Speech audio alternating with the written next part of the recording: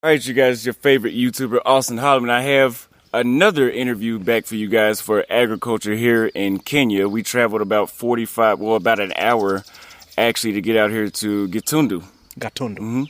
And I have Wycliffe and Gitao with me, and they are in the agricultural industry here in Kenya. So could you introduce yourselves and tell us what is your role in this industry? Oh, hi. Welcome to Karunguru. We are now in what you call Kiambu County, which is just 45 minutes away from Nairobi. My name is Getao Karanja, and I am the general manager and a family member of this estate. And I've been in coffee farming since 2014, but as a family unit, we've been growing coffee since 1974. Yeah. Okay, and what inspired you to get started? Or is it a family thing, like you said, or how did you get your passion for agriculture? That's funny. I had never intended to be on a farm or work in agriculture at any point in my life, especially knowing that I was an artist. I was an interior designer before this. So, of course, financial difficulties led me to come to the farm because I needed a space that I could raise my family, without any stress of Nairobi. Nairobi had just become a bit too much for me.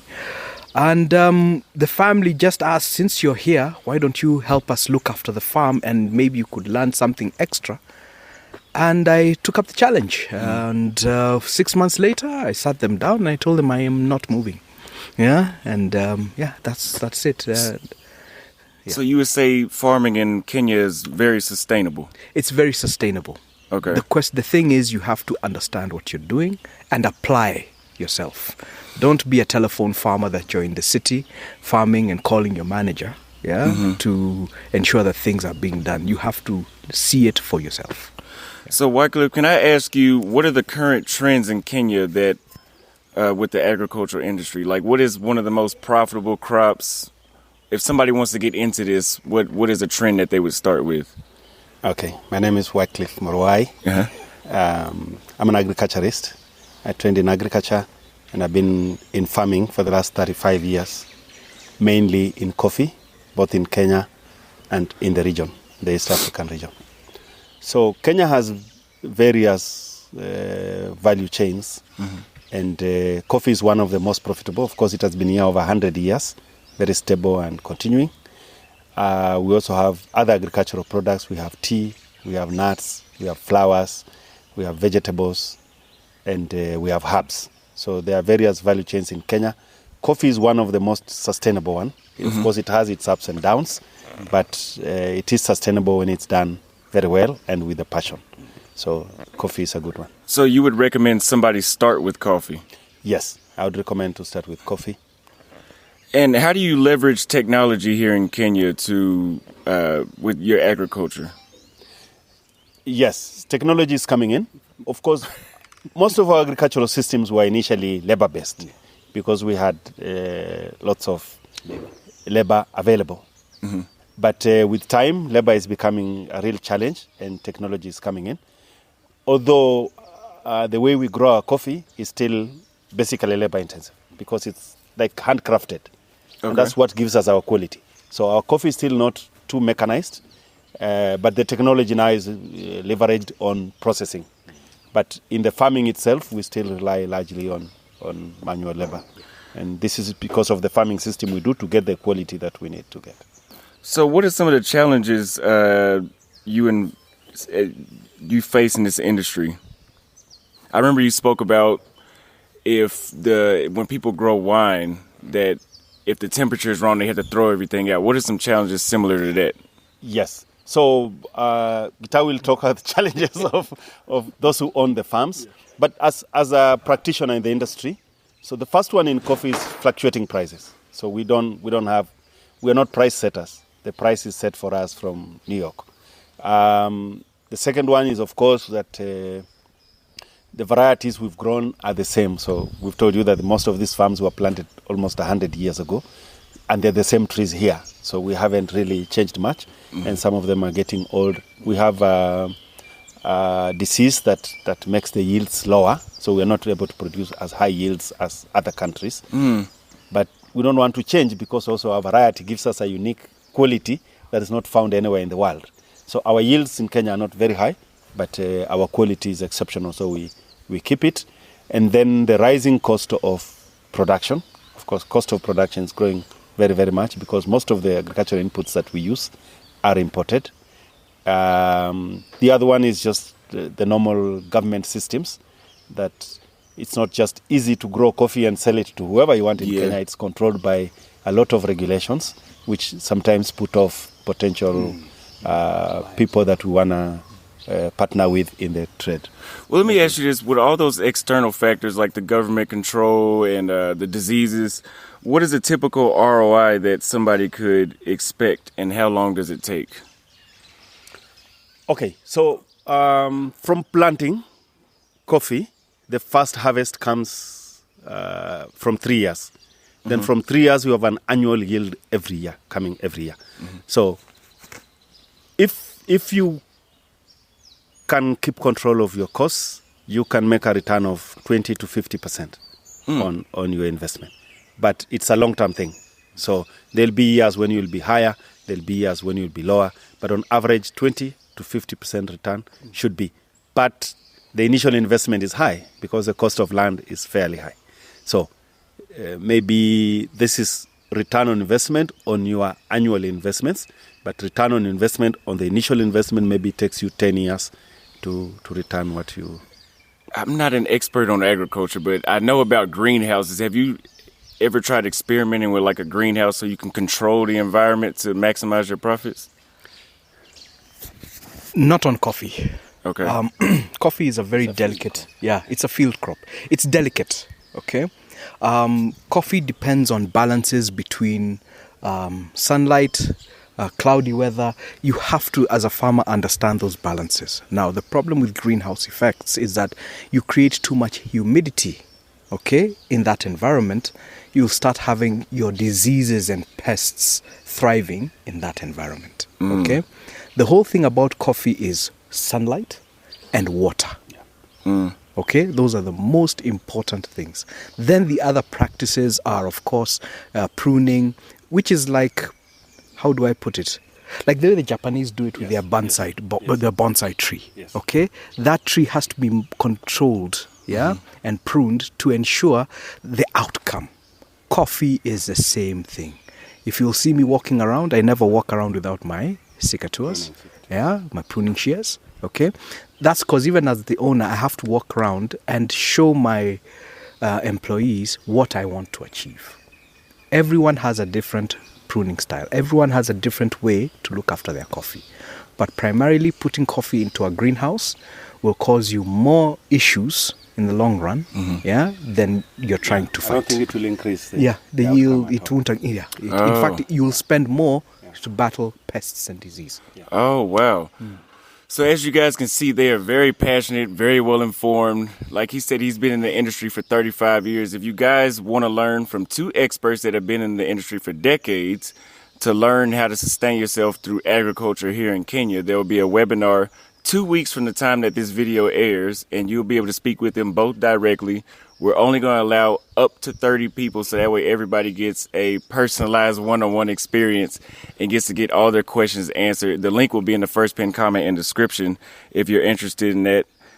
Make sure you do not waste any time, because would you say that it will get harder over the years? Like, why should people invest in agriculture right now in Kenya versus 10 years from now? Right now, Kenya is an open market when it comes to agriculture. Okay, we have relied heavily, in look at it this way: the population of Kenya and Africa in general is growing very fast. Okay, everyone seems to think that being a lawyer, being an architect, being an engineer is your path to profitability. But think about it: if the Kenyan population is growing on a yearly basis, wouldn't they need food? When they need coffee, when they need tea, okay? So this is a growing industry, okay? And if you can get into it now, guaranteed in 10 years' time, you'll be so much further than your engineer or doctor friend. Okay? But also because of the growing population. Yes. The pressure on the land is high. Yeah. So if you come 10 years, the price of land will probably be out of reach. Oh, so it's like real estate where the time is now. Partly the production in Kenya has been shrinking, not because we are producing less, but because land is being taken up by real estate. Yeah. So this is the time to get in when there is still land available, because you might have to give up this land in the future, or it will become too expensive to buy land and invest. But currently there is still available land. Okay, so that being said, I think one of the biggest mistakes somebody can make is not getting into it right now. What is the first step that somebody should take to get into this industry? Knowledge. Yes. So I think you make a decision on what you want to do. You get some people with knowledge about that, because choosing a location is very, very important. Yeah. Choosing a location and then establishing the correct way is very, very important. So, as I said before, Kenya is sea level to 7,000 meters above. And all these zones grow different crops. So, establishing in the correct zone is number one, location. And then number two, choosing what you want to do and then starting it off very well with a clearly thought path. So I think this is what you need. You need some local expertise help to get started. Absolutely. They'd be an idiot to not do that, to not work with y'all on this. Yeah. For us in coffee, the first thing we do, even before I come up with a plan, is send my soils for analysis. Yes. And we do that twice a year. Okay? What does that help me in? At least the analysis people will tell me these are the issues pertaining to your soil. Yeah, and if your soil has a problem, then your leaf will also show you have a problem. So all our farming practices come from an analysis. Even if you've not farmed the land and it's fallow, it's never been tilled. Yeah, the minute you do so, take that soil for testing. Yeah, that will allow you to understand if you want to grow corn, if you want to grow string beans, if you want to grow kale. That is your first way to understand how to farm. Yeah. So back to specifying on Kenya, what are the advantages of investing in agriculture here compared to another African country? Okay. So, as I said, we still have land in good places. Mm-hmm. We have expertise. People who can do it. We have lots of agricultural schools and stuff like that. So getting people to help you manage and run the farm is easy. And then our economy is fairly liberal. There are no controls on foreign exchange and what. So it's easy to bring in stuff and export and earn. This is unlike other African countries which have controls on land and stuff like that. We are much more liberal on this. So I would say availability of land and stuff, availability of skilled labor to help carry this through, and then a liberal economy where you can bring in what you want, you can export what you want, you can retain profits and stuff like this. It's not restricted. So earlier you told me places like Brazil, Colombia, and Ethiopia are known for coffee as well. Why should somebody do it in Why is Kenyan coffee better than a place like Brazil? I know you said the quality is better here, but they're more of a quantity in Brazil. So tell somebody why they shouldn't go there and they should come here. Okay, so we are different. Actually, maybe if you want, you should complement. You should have a farm in Brazil and a farm here, because we serve different markets. So Brazil is a mass market, what you will get for your normal ordinary coffee. Kenyan is the Rolls Royce of coffee. This is what you will get for your upper. So maybe you have a restaurant, you have some higher level customers that want something special, and you have. A place like Ethiopia, I don't think you will get land. Mm-hmm. It's basically a socialist country that will not allow you free access to the land. So yeah. Brazil, you will get land, you will get vast land, but you will not produce the same quality that you produce in Kenya. So Kenya, this is, for Africa, top quality coffee would be Kenya.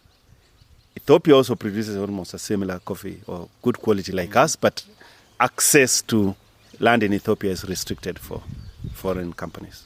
Okay, so In the United States, if you own a farm or if you're part of a church, I believe they give you a tax incentive for doing that. Do you get the same thing here? Does the government give you tax incentives? Yes, yes. There's tax incentive for investments. What would that be? What's one of them? One of them is when you're bringing in machinery, some of the taxes are waived. Oh. And then there is a period, I believe it's about 5 or 7 years, when you can get profits, investment dividends for your profits. The details are there depending on what you're investing in, but there is incentive for new investments coming from outside, both on the taxation bit and when you're bringing in stuff. Some of the taxes are waived for investment machinery. Okay.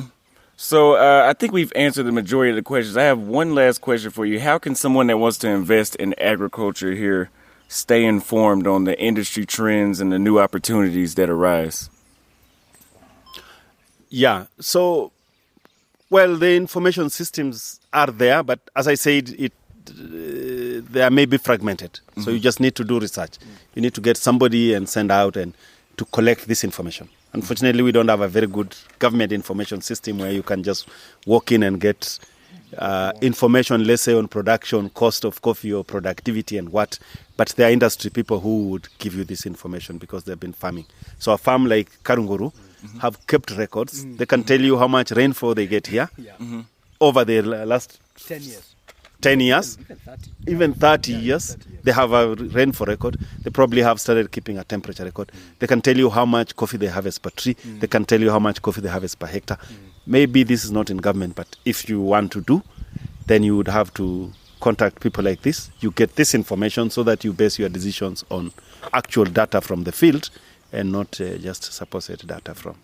Okay, so like you said earlier, I think a series of agricultural videos like this and interviews showing people individual crops like food crops, coffee, tea, with you guys coming to webinars and teaching people exactly every so often, maybe twice a month, once a month, on how they can invest in agriculture would be great. So if you guys are interested in that, make sure you click the link in the first pinned comment or description, buy the ticket, book the webinar. You hear from these two experts on agriculture.